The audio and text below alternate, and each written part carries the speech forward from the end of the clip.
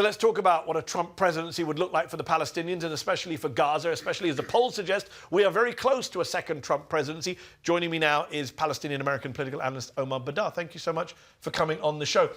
Omar, what do you say to people who say Netanyahu's gotten everything he wants from Harris and Biden? He gets endless weapons, endless money, diplomatic support.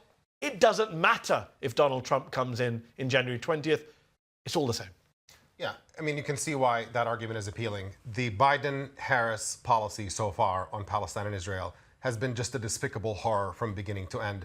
It's been a year now of watching this genocide unfold day after day on our phones, tens of thousands of children being massacred, people being starved to death, and all that Biden and Harris have done is occasionally express concern while just giving unrelenting military funding and diplomatic protection to allow this to continue. And frankly, this should be the Biden-Harris legacy. They should never be able to get away from it, and it should haunt them for the rest of their lives. Nonetheless, you can see that Netanyahu is interested in something even more ambitious. With the killing of Sinwar, a lot of people thought that this was an off-ramp potentially for Netanyahu. He knows he can't get the hostages back militarily. It's obvious he doesn't give a damn about the hostages for anybody paying attention. But he said that we're not going to stop this war because we need to secure our future. And what he means by that is that he wants to get rid of Palestinians entirely. Because as long as Palestinians exist, then Israel is stuck between a rock and a hard place. It's a permanent apartheid state. They don't want to give them equal rights to Israeli citizens. They don't want to give them a state of their own. And the longer that Israel remains being stuck as an apartheid state, the entire world is going to be turning against that state and isolating it more and more. And he sees an opportunity right now in the middle of all the chaos of setting his sights really high and needing an administration in power to really make the process of eliminating Palestinians entirely a little bit easier for him without the constant tension and resistance that he meets with the Biden administration, grossly inadequate. Yeah. But the constant talking from the Biden administration about admitting publicly that Israel is indiscriminately bombing civilians in Gaza, saying they're not doing enough on humanitarian aid, saying they object to the permanent reoccupation of Gaza, all of this creates a PR cost for Israel that makes it harder for them to accelerate their mission of obliterating Palestinians entirely and getting rid of them. And what evidence do we have, do you think, the Republicans are fully on board with that mission? I mean, look, there's a bit of a paradox here in that Biden, on the one hand, is deeply invested in Israel, and Trump, frankly, does not give a damn about Israel because Trump doesn't care about anyone except for himself. Agreed. It just so happens that what's good for Trump individually in this case is to one-up Biden on anti-Palestinian policies. We've seen it before. Everybody has always said that American policy has been terrible in Israel for decades. Bipartisan. And Trump came along and figured out a way, because the rabid base that exists within the Republican Party right now buys into this rhetoric that the Democrats are too soft in Israel and need to support them harder. Trump figured out a way to be even more anti-Palestinian through the things that you've ran through in your intro to this segment. And you also see the fact that Biden's own assessment is that this is actually what Netanyahu wants, that Netanyahu is trying to make things worse in the Middle East in order to help Trump gain that election.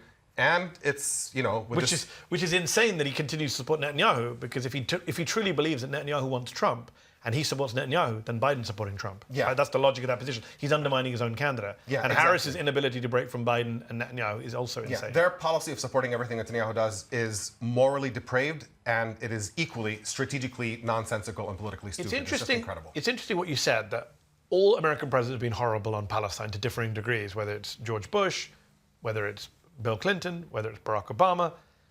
But as you pointed out, Trump comes in and makes it even worse, right? He moves the embassy, something people have wanted to do for years but never did. He did it. Signing off on the Golan Heights, which Americans had basically de facto recognized the annexation, but he did it publicly, legally, and got a settlement named after him in the process. We've erased all that, right? This country has crazy amnesia, even on the left.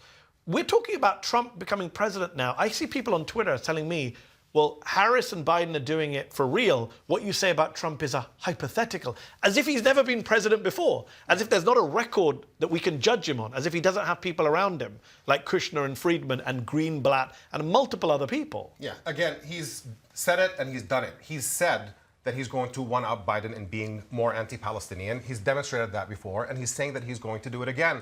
And talking about his personal political incentives, too, when you talk about the people around him, David Friedman, the person who was his ambassador to Israel under his presidency, I mean, it's just, you know, his lawyer. It's putting people around him in charge of policy.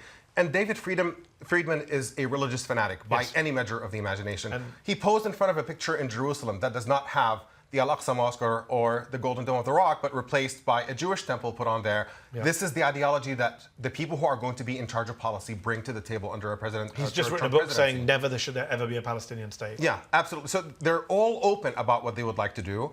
And but frankly, there's no discussion of it. I spend a lot of time on social media, as do you. I don't see people talk about David Friedman or Jared Kushner or Miriam Adelson or Jason Greenblatt or General Michael Flynn, another messianic person who wants to bomb Iran. I don't see this discussion, even though the polls are telling us it's 50-50. It could be Harris or Trump, but we have an endless discussion about how bad Harris's foreign policy is, as we should, and we've done it on this show, but zero discussion of what's coming down the track if, as the polls are to be believed, Donald Trump wins on November the 5th. Yeah, and in a way, it's understandable. It's difficult to watch what we are watching day in and day out and to start thinking about speculatively how much worse things could get. Agreed. It is genuinely difficult for people to imagine watching. We're literally watching people burning to death, left and right, and people being ethnically cleansed and mass murdered. It's hard to imagine something worse. It is difficult to imagine, and yet that is precisely what Trump is actually Well, somebody said to me recently on social media, what's worse than 42,000 dead? And I said, I don't know, 100,000, 200,000, 300,000. The idea that the death toll can't go up is insane. Also, we talk about a genocide in Gaza. West Bank has not been technically genocided yet, but that could happen with Miriam Adelson's encouragement. We don't know what's going to happen on the Iran front. I just wish we could be more honest about the choice ahead of us. They're both bad. I think you and I can agree on that, and a lot of people watching are. But we're only looking at the consequences of voting for one. For me, January 20th, 2025 is when a new president comes into office. I worry that we're not thinking long and hard enough about what happens to the Palestinians on January 21st, 22nd, 23rd. What do you think a Jared Kushner is going to do when he's reappointed to run Middle East policy for Donald Trump? Yeah, honestly, even beyond Jared Kushner, what I imagine happens as soon as Trump is president, the sheer chaos that he brings to the election, to the news cycle, means Gaza is buried entirely. And we've seen that, by the way, by precedent when Barack Obama was elected. Israel immediately took the eve of Barack Obama's election to initiate hostilities in Gaza back in 2008. Right? And you can very easily imagine that they're going to see the spectacle of Trump presidency, along with the endless, controversies he's going to manufacture out of thin air, being a way to bury what's happening in Palestine beneath the surface and having it even get less attention in mainstream media than it's already getting, and that spells out horrors. Then you have whatever finish the job actually looks like and what it means in practice, and that could be the significant escalation and flat-out endorsement from the White House of Israel taking over all of North Gaza and pushing Palestinians completely out of it, and beginning that process in the West Bank as well, and saying that we recognize, Trump already recognized the legitimacy of Israeli settlements, and what that expansion looks like. It could be a horror that ends up looking a little bit similar to Gaza. And the last thing I want to just add to that is what happens domestically, because I think one of the biggest threats that Israel sees, yes, they have regional rivals, they have all kinds of stuff, but they see the changing sales in American public opinion, and that's what really worries them, is the fact that it's clear that the next generation of Americans is going to shift American policy in a meaningful direction because they're not down with supporting Israel no matter what they do, and they want to see an end to the slaughter, and they want to see U.S. military funding conditioned for Israel. And so the repression that Trump is promising domestically, I think is going to be a big part of it, because there's some history there that I don't think a lot of people know about the fact that Israel has been trying to conflate criticism of Israel with anti-Semitism for a long time.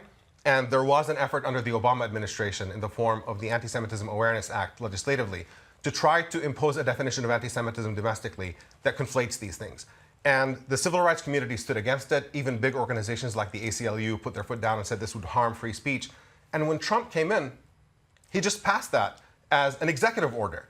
And he put a guy who used to be in charge of harassing students on college campuses and manufacturing controversies about anybody being critical of Israel somehow being engaged in anti-Semitic behavior. Trump brought that person up from being the opponent of the civil rights body at the Department of Education and put him in charge of that body. Right? Yes, it was Ken Marcus. And so you're looking at a level of domestic repression that really puts our internal trajectory really at risk. I'm glad you gave that context, because a lot of this stuff is either not known or quickly forgotten, and it's really important because, it's an interesting point you made about pushing Palestine and Gaza off the media coverage.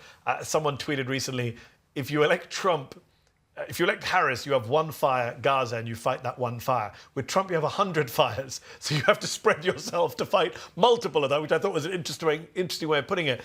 What would you say to someone who says, but hold on, Omar, if Trump is elected and backs Bibi, what you'll see is he's so unpopular and so toxic that everyone will turn against Israel. You'll have liberals and Democrats who wouldn't go against Biden and Harris, but they will go against Trump. You'll have way more members of Congress who are Democrats willing to call it out because now it's a Trump-Bibi war. Yeah, I think that, frankly, that is correct. So there is that sliver of benefit that could come with that. And that finally, when you look at the way corporate media in America, they respond to things and the way that the Democratic establishment, you will see more significant opposition.